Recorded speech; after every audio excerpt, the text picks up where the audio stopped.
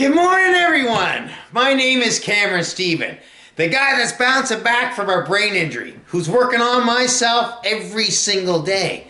Today, I'd like to bring a little hope, some inspiration to all those people with loved ones that are in a coma and they're worried about them and wondering if they're going to make it through. Well, I'd like to share a story about when I was in a coma. My journey started in 2013. I was an entrepreneur. I owned my own business. I was a father to a 3-year-old daughter. And I ended up having a heart attack, 3 strokes, 5 seizures, a deflated lung, and a 3.8 centimeter tumor attached to my heart that was causing all kinds of problems. I was in an induced coma. The doctors did an MRI on me, and it was like a snowstorm. They said I'd be lucky to move my head left or right. I'd probably be paralyzed, blind, and not be able to feed myself. Not good news for my friends and my family. I was an extremist. No one wanted to picture me in a wheelchair eating out of a straw. While I was in my coma for 5 weeks, I was dreaming all the time. And particular dreams I was having was about my grandmother and grandfather that already had passed. And I was having dreams about experiences I had with them. And one was about my grandfather. My grandfather was an alcoholic. And he was really funny. And he was an electrician in Toronto.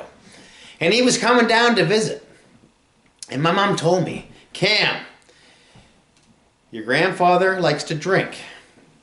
If he asks you if you want anything, say, no, Granddad, I don't want anything. I'm okay, thank you. So when my grandfather showed up, he wanted to take me shopping. And he takes me to Bedford to go to Zellers. And when we get to Zellers, he asked me, Cam, what do you want? Pick out whatever you want. And I was looking at all the toys, and I was all excited and everything. And I said, Granddad, I don't want anything. But I sure do need a lot. And he ended up spending about $100 on toys and stuff from Zellers. And back then, it was a long time ago. So today it would be worth about $500. So I was all excited. I was all happy. We left. And on the way home, my grandfather tells me this joke. He was working in a high-rising building, and a plumber told him a joke. And what it was is that it was a huge, huge building. And there's an Avon lady that ended up getting on the elevator. And she lets go a big fart. And because she's an Avon lady, she reaches in and she gets some mint forest mist. And she's spraying it all over the place.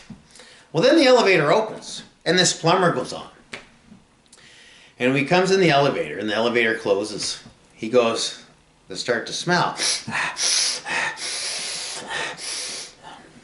And the Avon lady goes, do you smell something nice, sir?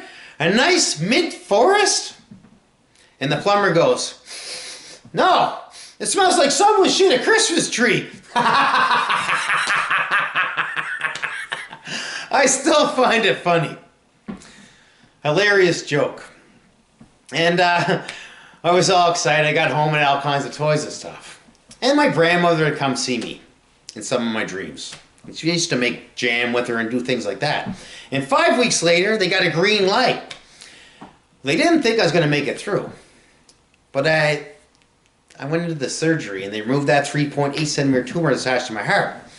Now, my grandmother was a nurse and a Scorpio, the same as me. I'm a Scorpio too. When I went to that surgery,